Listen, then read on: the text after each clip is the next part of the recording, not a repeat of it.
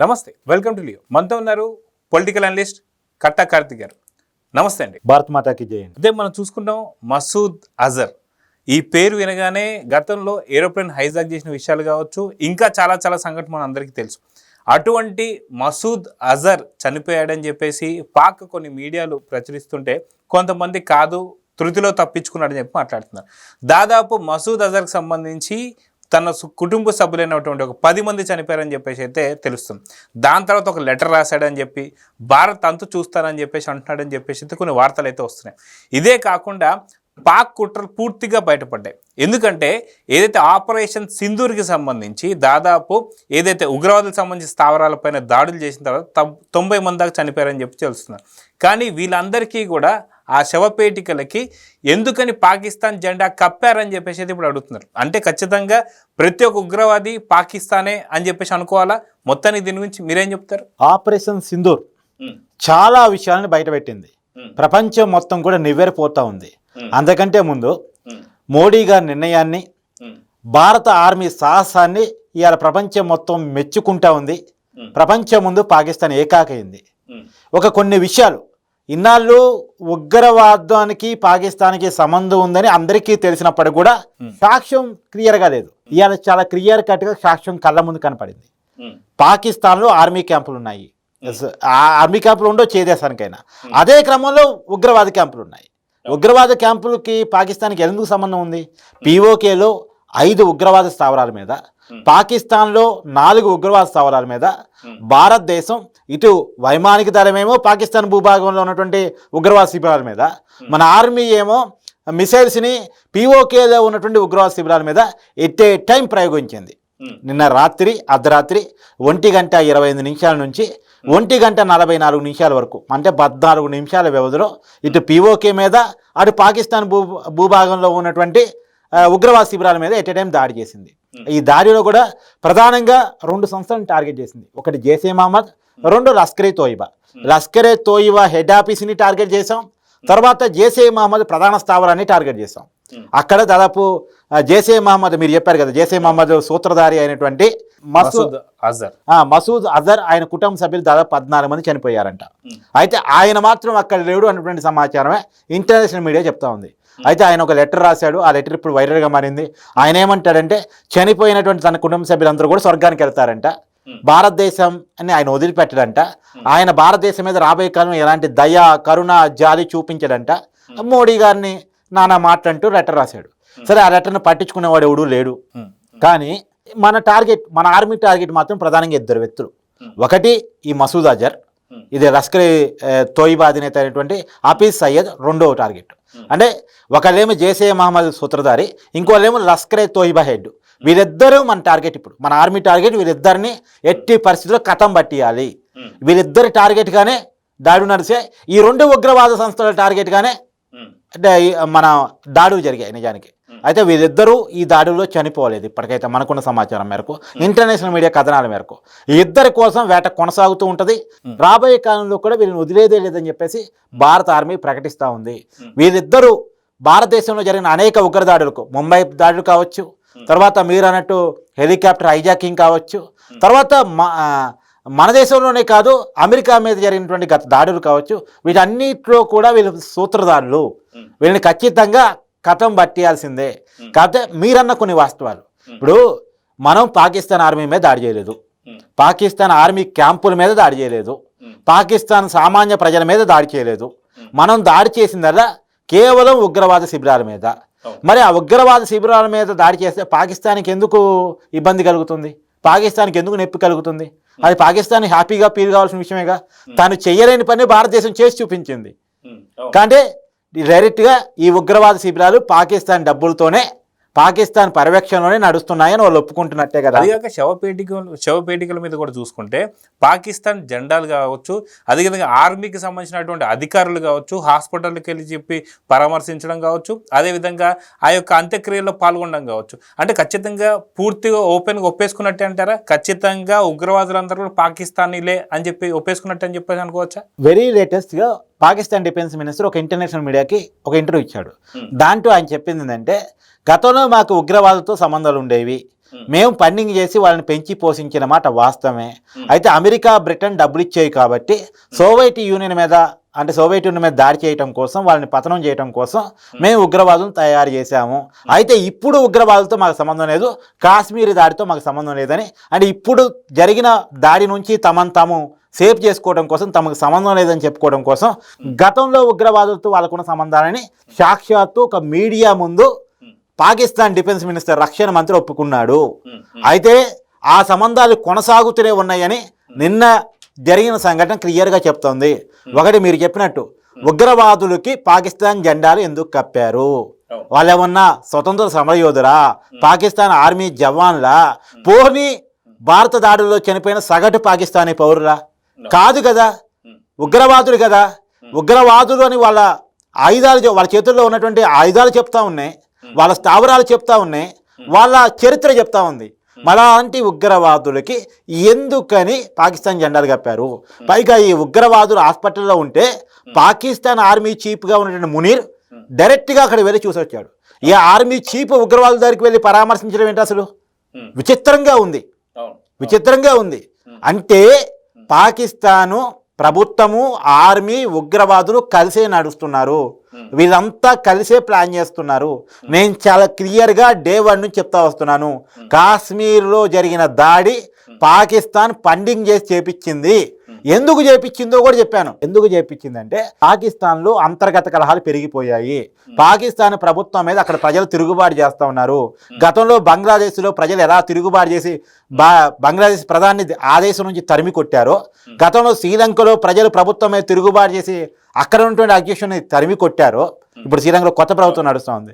So పాకిస్తాన్లో కూడా ఇప్పుడు అదే సిచ్యువేషన్ ఉంది. తీవ్రమైన నిరుద్యోగం, తీవ్రమైన పేదరికం. అంటే కరెక్ట్గా చెప్పాలంటే అండి, ఒక్క రొట్టె కోసం 10 మంది కొట్టుకుంటున్నారు. గెలిచినోడు తింటాడు, ఓడినోడు ఉపవాసం ఉంటాడు. ఆ పరిస్థితిలో పాకిస్తాన్ ఉంది. కాబట్టి ఆ పరిస్థితుల నుంచి బయట పడలేని పరిస్థితుల్లో పాకిస్తానీ ప్రజలు పాకిస్తానీ ప్రభుత్వమే తిరుగుబాటు చేస్తున్నారు. అక్కడ రాజకీయ అస్థిరత ఉంది. అక్కడ గతంలో ప్రధానమంత్రిగా చేసిన వాళ్ళు జైలు పాలయ్యారు, ప్రధానమంత్రిగా చేసిన వాళ్ళు దేశం దాటి పారిపోయారు. ఆ పరిస్థితిలో ప్రజలు తిరుగుబాటు చేస్తున్నారు. 3 తిరుగుబాటు ప్రధానంగా: బెలూచిస్తాన్ లిబరేషన్ ఫ్రంట్ BLF, అక్కడ మాకు సొంత దేశం కావాలి అని పోరాటం చేస్తోంది. పైగా వాళ్ళు ఏమంటున్నారు తెలుసా? వాళ్ళు భారత సాయం కావాలని కోరుకుంటున్నారు. ఇప్పుడు గతంలో బంగ్లాదేశ్ ఎలా ఇండిపెండెంట్ దేశం అయిందో భారతదేశ సహకారంతో మాకు కూడా భారతదేశం సహకారం అందిస్తే మేము స్వతంత్ర దేశం మొత్తం మేము పాకిస్తాన్లో ఉండలేమని వాళ్ళు పోరాటం చేస్తున్నారు. ఒకటి. తర్వాత సింధు పరివాహక ప్రాంతంలో మేము ఈ పాకిస్తాన్లో ఉండలేము, మేము భారతదేశంలో కలిసిపోతాం, గతంలో భారతదేశ భూభాగం అది, మేము కలిసిపోతాం అని వాళ్ళు పోరాటం చేస్తూ ఉన్నారు. తర్వాత 3 POK, పాక్ ఆక్యుపైడ్ కాశ్మీర్.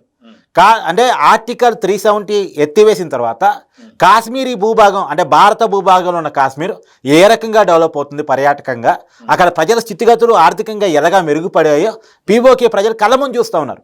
వీళ్ళేమో పేదరికం, నిరుద్యోగం, అసమానతలు వీళ్ళయి, భారతదేశంలో ఉన్నటువంటి కాశ్మీరీ భూభాగాల్లో మాత్రం ప్రజల స్థితిగతులు, ఆర్థిక స్థితిగతులు మెరుగుపడ్డాయి, బాగుపడ్డాయి, వాళ్ళు ఆర్థికంగా ఎదుగుతున్నారు. ఇప్పుడు ఎవరికి లైఫే ఇంపార్టెంట్ కదా, వాళ్ళ కుటుంబం ఇంపార్టెంట్ కదా, గతం లెక్క లేదు కదా ఛాందస్వాదం. సో POKలో ఉన్న ప్రజలు కూడా మేము కూడా భారత్లో కలిసిపోతాం. ఒకప్పుడు ఆజాదీ కాశ్మీర్ నిర్ణయించిన వాళ్ళంతా, కానీ వాళ్ళు ఇప్పుడు ఏమంటున్నారు? మేము భారత్లో కలిసిపోతాం అని వాళ్ళు పోరాటం చేస్తున్నారు. అంటే పాకిస్తాన్లో భారతదేశాన్ని గతంలో అనుకునే వాళ్ళం మనం, మన దేశంలో పాకిస్తాన్ స్లీపర్ సెల్స్ ఉండేవాళ్ళు, వాళ్ళకి సపోర్ట్ చేస్తూ ఉంటారు, మన దేశం తిండి తినుకుంటూ మన దేశం నీరు దాక్కుంటారు మనం గతంలో అనుకునే వాళ్ళం. కానీ ఇప్పుడు రివర్స్లో పాకిస్తాన్లో సగం మంది పాకిస్తానీలు మేము భారతదేశంలో కలిసిపోతాను వివిధ ప్రాంతాల్లో పోరాటం చేస్తున్నారు. అయితే వీళ్ళ తిరుగుబాటు ఆపాలంటే వీళ్ళకి భారతదేశం పట్ల వ్యతిరేకత నింపాలి. దీనికి 2 చేయవచ్చు. ఒకటి దేశభక్తిని రగల్చాలి, 2 మతభక్తిని రగల్చాలి. వీళ్ళంతా ముస్లిమ్స్ కదా, ఒకటే మతం కదా, పాకిస్తాన్ అంతా ఒకటే మతరాజ్యం కదా. సో దీనికోసం ఈ 2 మతభక్తి, దేశభక్తి రగల్చాలని చెప్పేసి భారతదేశంతో కిల్లి గిచ్చి తగాద పెట్టుకుంది. ఇప్పుడు వాస్తవానికి కాశ్మీర్లో దాడి చేసి, గతంలో ఉగ్రదాడికి కాశ్మీర్లో చేసిన ఉగ్రదాడికి చాలా తేడా ఉందండి. గతంలో దిల్సుఖ్నగర్లో బాంబేలు పెట్టారు, ఇదే హైదరాబాద్లో పెట్టారు. తర్వాత కోటి, లుంబిని పార్కు, తర్వాత ముంబైలో దాడులు, ఇవన్నీ మీకు తెలుసు. కానీ మతాన్ని అడిగి చంపలే, ఎవరు కళ్ళ ముందు కనపడితే వాళ్ళని చంపారు.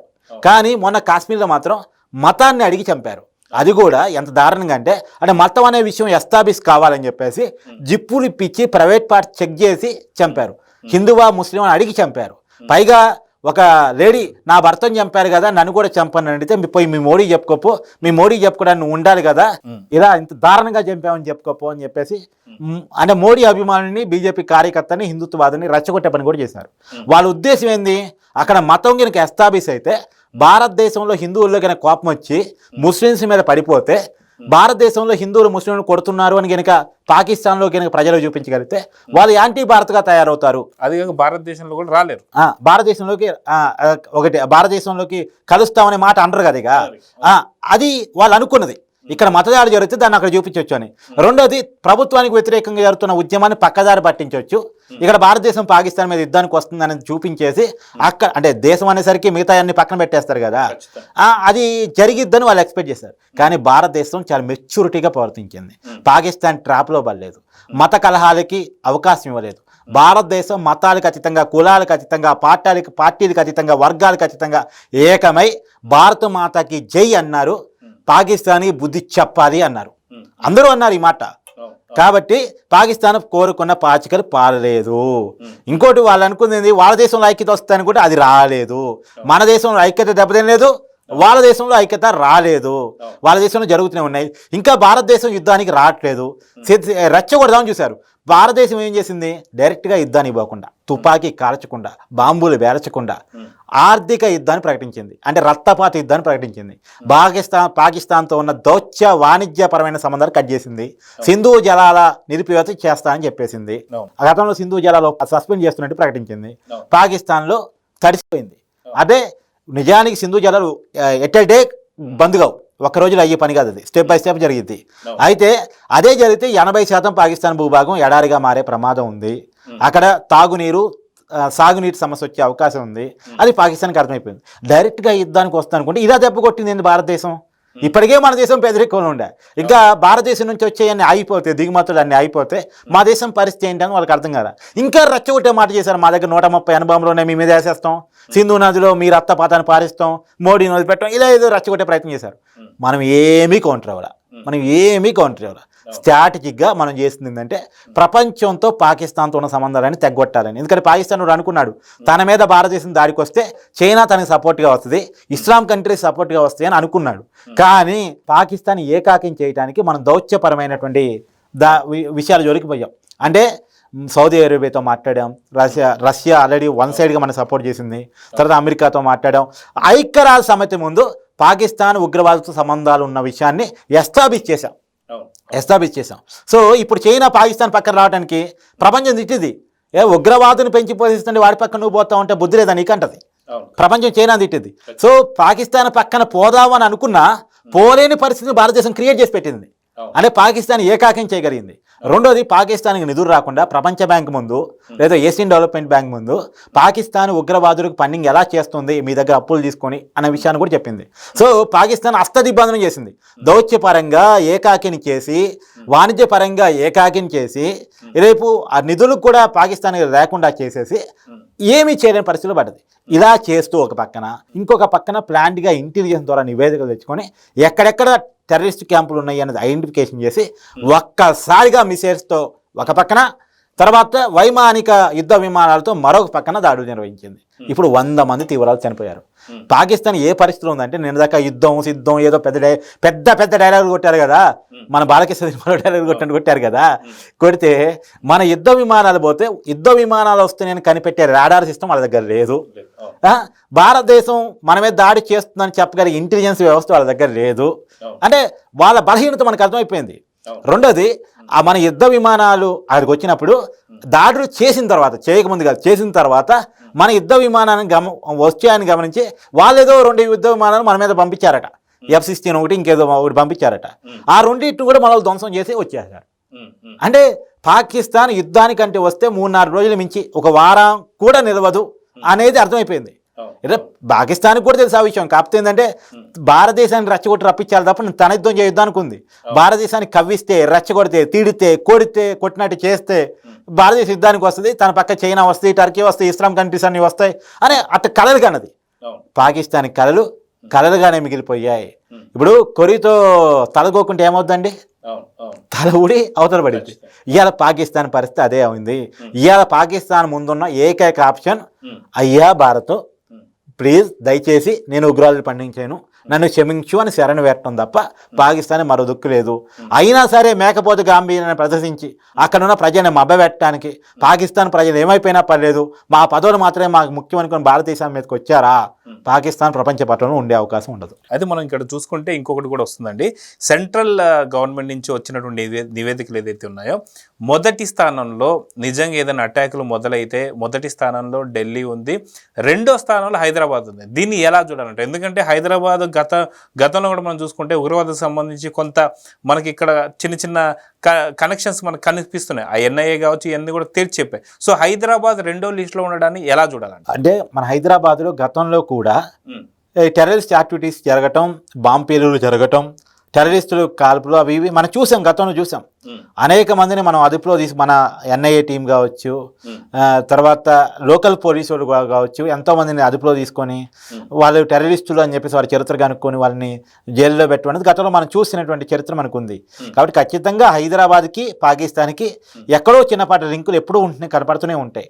కాబట్టి ఏదైనా మనం ప్రమాదంలో ఉంటామని కేంద్రం ముందస్తు జాగ్రత్తగా ఇంటెలిజెన్స్ ద్వారా వచ్చిన నివేదిక ప్రకారం హైదరాబాద్ సెకండ్ ప్లేస్. అంటే ఢిల్లీ ఏమో దేశ రాజధాని, అక్కడ పార్లమెంట్ ఉంటుంది, దేశ ప్రధాని సాక్షాత్తు ఉంటారు. వాళ్ళకి దేశ ప్రధాని అంటే చాలా కోపం కాబట్టి మన క్యాబినెట్ మినిస్టర్లు అంతా ఉంటారు, రాష్ట్రపతి ఉంటుంది, ఇవన్నీ ఉంటాయి. కాబట్టి వాళ్ళకి ఢిల్లీ కామన్గానే ఫస్ట్ ప్రయారిటీగా ఉంటుంది. తర్వాత వాళ్ళకి ఏదైనా ప్రయారిటీ ఉందంటే ఇండియన్ సెంటర్ అయినటువంటి అభివృద్ధిలో ముందు ఉన్నటువంటి మెచ్యూర్డ్ పీపుల్ ఉన్నటువంటి హైదరాబాదే టార్గెట్ అవుతుంది. అందుకని హైదరాబాద్ని ఎప్పుడు వాళ్ళు టార్గెట్ చేస్తూనే ఉన్నారు, వాళ్ళు స్లీపర్ స్టేషన్ పెట్టుకుంటూనే ఉన్నారు. ఇక్కడ ఉన్నటువంటి అందరూ అన్ని చెప్పను కానీ కొంతమంది పాత బస్తీ వాళ్ళ సహకారం తీసుకొని ఏదేదో చేయాలనే ప్రయత్నం చేస్తూ ఉన్నారు. కాకపోతే నేను పాత బస్తీలో ప్రాతినిధ్యం వహిస్తున్న ఓవైసీ గారికి కానీ అక్కడ ఉన్నటువంటి ముస్లిమ్స్ కానీ నేను చెప్పదలుచుకున్న పాయింట్ ఒకటే, మీ మీద ఎలాంటి అనుమానాలు లేవు, మీరు స్వచ్ఛమైన భారతీయులని మేము అందరం నమ్ముతున్నాం. మా అందరం కలిసి రంజాన్ చేసుకుంటున్నాం, వినాయక చవితి చేసుకుంటున్నాం, శ్రీరామనవమి చేసుకుంటున్నాం, ఇతర మీ పండుగలు మా పండుగలు కలిపి అందరం చేసుకుంటా ఉన్నాం. మనకి భారతీయత అనేది తప్ప ఇంకెక్కడ కూడా మత కలహాలు లేవు. ఏదో గతంలో 2-3 దశాబ్దాల క్రితం జరిగాయంట, అది కూడా రాజకీయ నాయకులు చెప్పించేవాళ్ళంట మత కలహాలు ఉండే. ఈ మధ్యకాలంలో ఈ మోడీ గారు అధికారంలోకి వచ్చిన తర్వాత ఈ 3 పర్యాయాలు ఎక్కడ కూడా మత కలహాలు హైదరాబాద్లో జరిగింది లేదు. కాకపోతే కొంతమంది వల్ల మీకు కూడా చెడ్డ పేరు వచ్చే అవకాశం ఉంది. ఎవరైనా మీకు అనుమానంగా కనిపిస్తే వాళ్ళని ఇమీడియట్గా తీసుకొచ్చేసి స్టేషన్స్లో అప్పచెప్పండి.